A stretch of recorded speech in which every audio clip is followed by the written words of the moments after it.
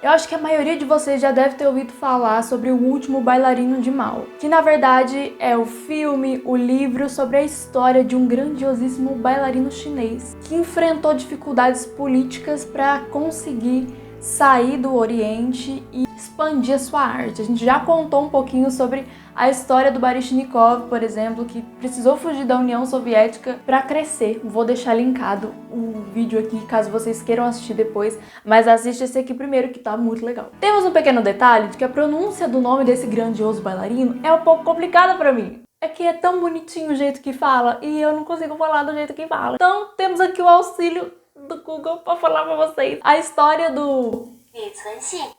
Ai, ela fala até bonitinho, gente. Ai, meu Deus do céu, vamos ouvir de novo. Li Cunxin. Ai, Jesus. A história do Li é uma história muito impactante e muito intensa que rendeu uma autobiografia e também rendeu um filme que foi feito em 2009. O Li conta que ele nunca teve a pretensão de ser escritor, muito menos que sua história fosse parar no cinema, mas ele foi convencido por alguns amigos a fazer sim essa autobiografia e a compartilhar a história dele com o mundo, porque os amigos dele acreditavam que é uma história que valia a pena ser contada e que poderia inspirar muitas pessoas. Particularmente eu conheci a história pelo filme. Eu nem lembro como que eu consegui assistir esse filme, mas eu consegui assistir. E eu acho que muita gente também conheceu a história do Li mais pelo filme mesmo. É lindo, vale muito a pena assistir, é emocionante e assim, contrataram ótimos bailarinos para fazer as cenas de dança, então entrega ali, meninas, cenas de dança preciosas. Infelizmente não está em nenhum streaming, segundo a minha pesquisa. Netflix?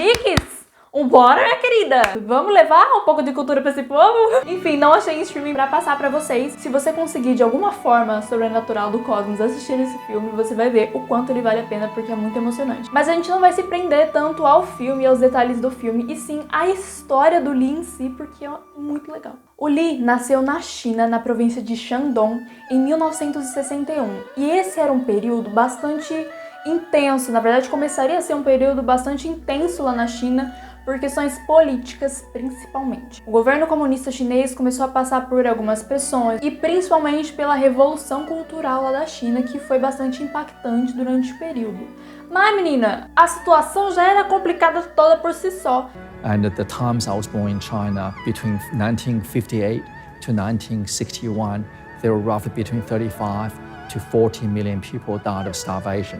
E talvez por essa situação complicada a gente consiga entender um pouco melhor a situação de vida do Li e da família dele, que era bastante precária. Ele era o sexto de 7 filhos e todos eles viveram uma realidade bastante extrema por conta da situação política do país e por conta de tudo que estava acontecendo. Então, fome, pobreza. Ele era do interior da China, então eles plantavam para conseguir comer e ainda assim era tudo muito precário. Então o Li sempre aborda o quanto ele teve contato com a fome durante a infância. The childhood experiences was all about hunger.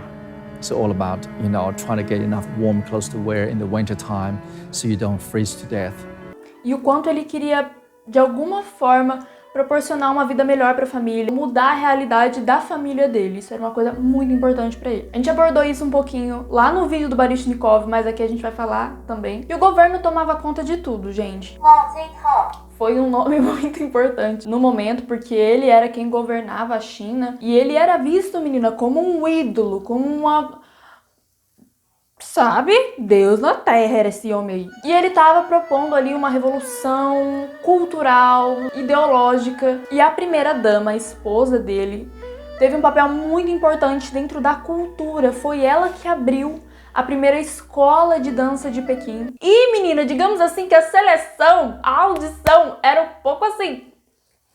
Sabe? Parecia que tava convocando pra guerra. Era nesse nível aí, esse clima bem tranquilinho. Então era tipo os militares que iam atrás das crianças nas escolas de diferentes cidades, províncias da China, atrás de possíveis talentos para entrar nessa escola. Era uma escola muito concorrida, pouquíssimos alunos iriam entrar e fazer parte do ensino de dança lá. E o Li conseguiu entrar na academia da Madame Mao, que era como era conhecida a escola de dança de Pequim, porque era ela que administrava. E o Li conta também que na infância eles não sabiam que era música, eles não sabiam que era dança, eles não tinham o mínimo contato com o mínimo de cultura Então foi assim, uma mudança e um divisor de águas na vida dele quando ele passou a estudar na academia. Foi aos 11 anos que ele foi levado para estudar e meio que não teve ali, menina, uma opção de não.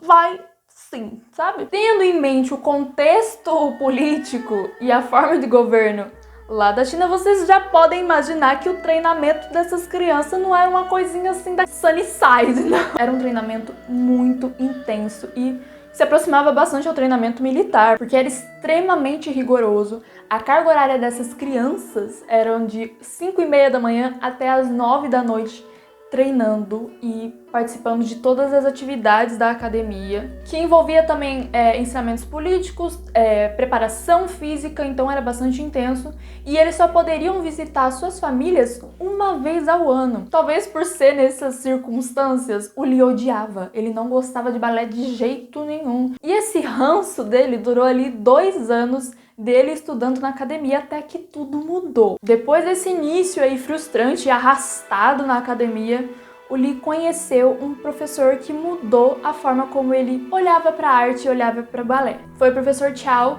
que inspirou o Lee e passou a trabalhar com ele ali lado a lado e desenvolveu o olhar dele para a dança, mas também para a capacidade dele de que ele poderia sim dançar e ser um grande bailarino.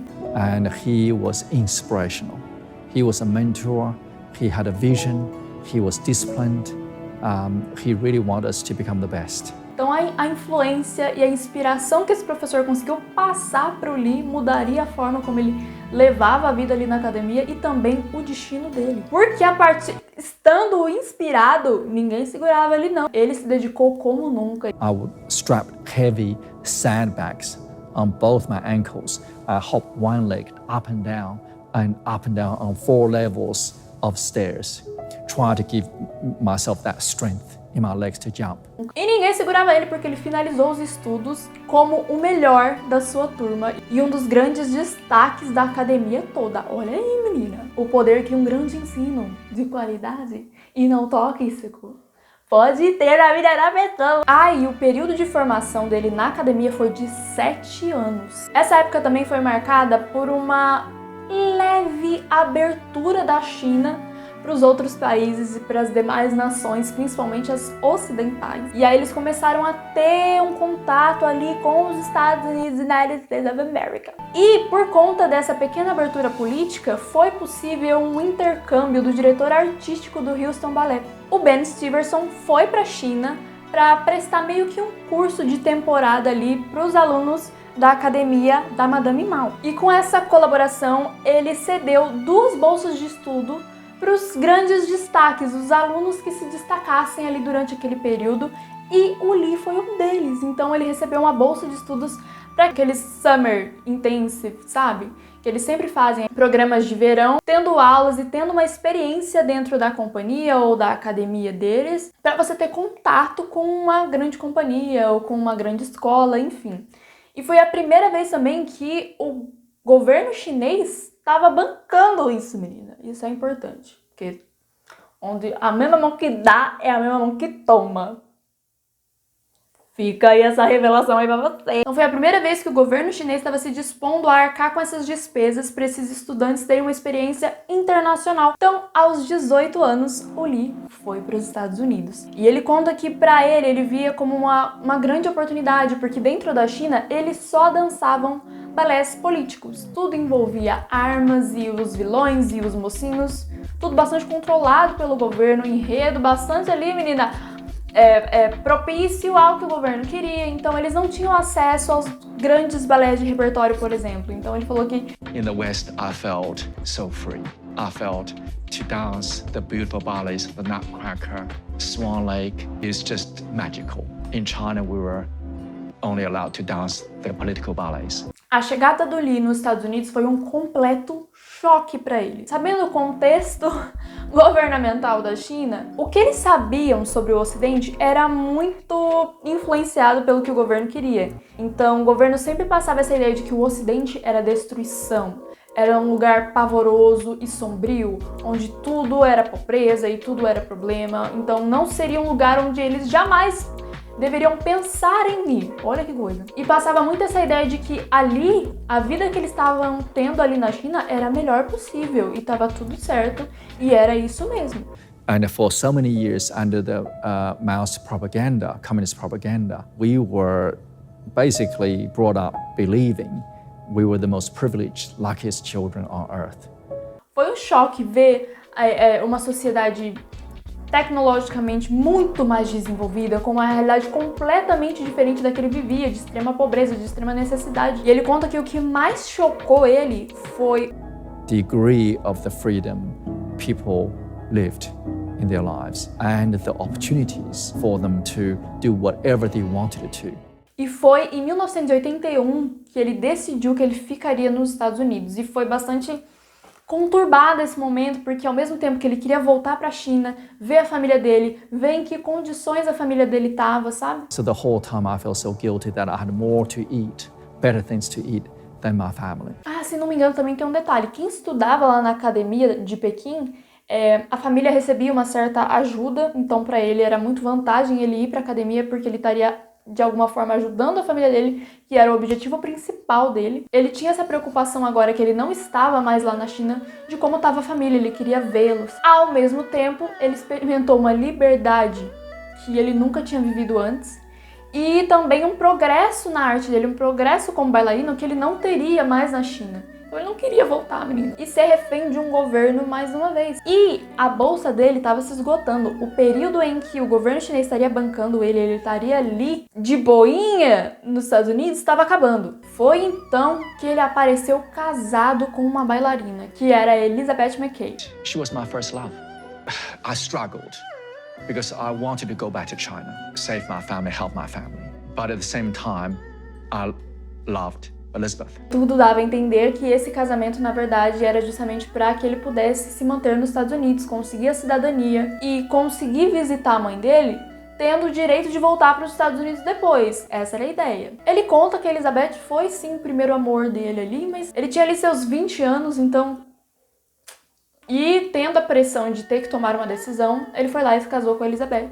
Só que não ficou tudo bem. A China ficou sabendo desse casamento, minha filha. E aí ele foi levado pro consulado chinês lá em Houston, e aí o negócio ficou feio. O babado foi forte, porque ele foi trancado lá no consulado chinês, foi detido lá por 21 horas. They basically said, you have no right to get married. You can't make that decision.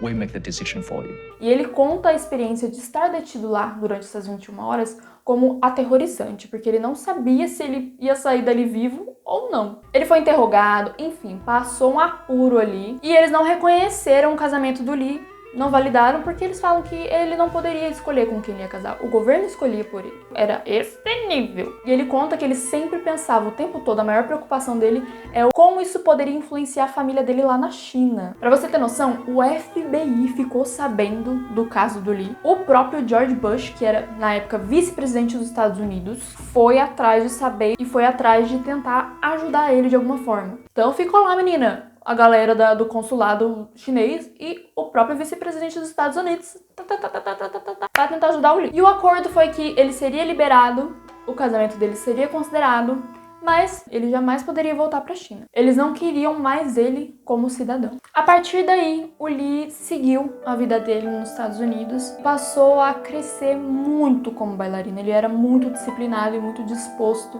porque ele tinha muito essa sensação de, meu Deus, aqui eu realmente posso conquistar as coisas, eu posso ser e fazer o que eu quiser. E ele foi, menina, dançou grandíssimos papéis, dançou no Houston Ballet, no Australian Ballet, e ele pegou muito essa missão de querer mudar essa realidade, sabe? E essa divisão entre os artistas do Ocidente e o Oriente. O Lee acabou se divorciando da Elizabeth e se casando com a sua atual esposa, se não me engano. Hoje, ele é diretor do Queensland Ballet e ele conta de forma muito bonita essa experiência de sair do lugar de bailarino e passar pro lugar de diretor, professor, da pessoa que na verdade está ali para instruir. E ele fala que ele era muito feliz dançando, ele era muito realizado, não tinha nada que o realizasse mais do que ser bailarino, ir pro palco e tal.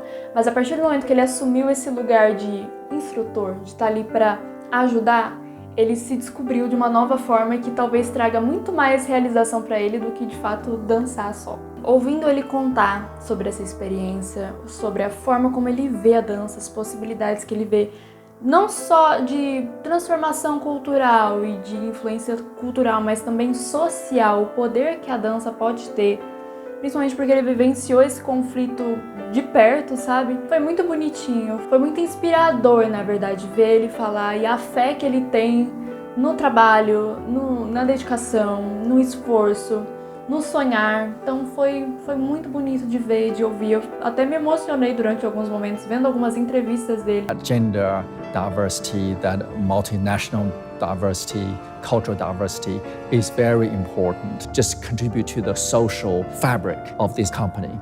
And I think as a result, we become better people. Eu acho que a parte que me emociona mais é a forma como ele fala que a dança proporciona alegria genuína para ele. Eu, infelizmente, não tenho livro para ler, para contar mais detalhes sobre a vivência dele, sobre como ele sentiu tudo, toda essa experiência de vida. Mas eu achei uma crítica do Carlos Eduardo Lins da Silva, que é doutor em comunicação e fez uma crítica para a Folha de São Paulo, se não me engano, detalhando um pouco mais sobre a experiência do livro, e eu achei muito interessante. Eu vou ler para vocês, se eu conseguir enxergar. As maiores dificuldades são descritas em detalhes no livro, mas sem arrobos, quase como se ele tivesse presenciado à distância em vez de tê-las efetivamente vivido. Da saudade extrema que a criança tinha de seus pais, as dores do artista já maduro que participou de um concurso em Moscou com uma crise aguda de hérnia de disco, ou a ansiedade do pai apaixonado por música ao descobrir que a sua filha era deficiente auditiva. Então já dá um pouquinho mais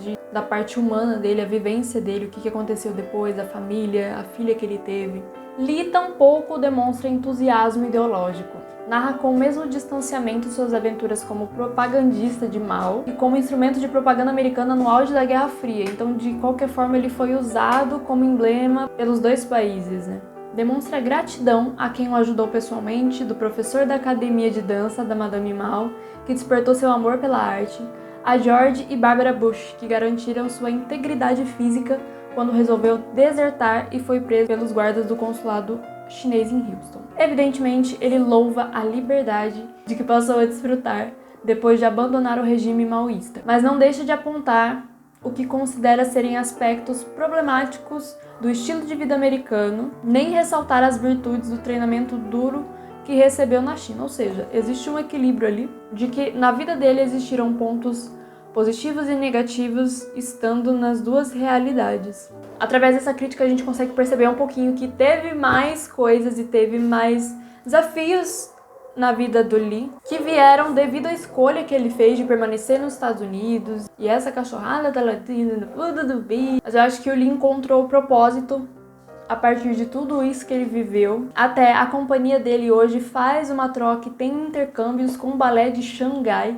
né? E hoje ele consegue ter esse contato e essa troca e promover essa mudança. Então é muito inspirador, é muito bonito. Eu tenho trazido histórias de bailarinos aí com uma realidade bastante complicada, principalmente nos bastidores do balé. Mas eu achei que, ouvindo ele falando, eu sinto que é muito verdadeiro tudo que ele tem feito e as coisas em que ele acredita. E eu achei bastante inspirador. Eu espero que vocês se sintam inspirados por ele também através desse vídeo, tá bom? Um beijo pra vocês e tchau, até o próximo vídeo.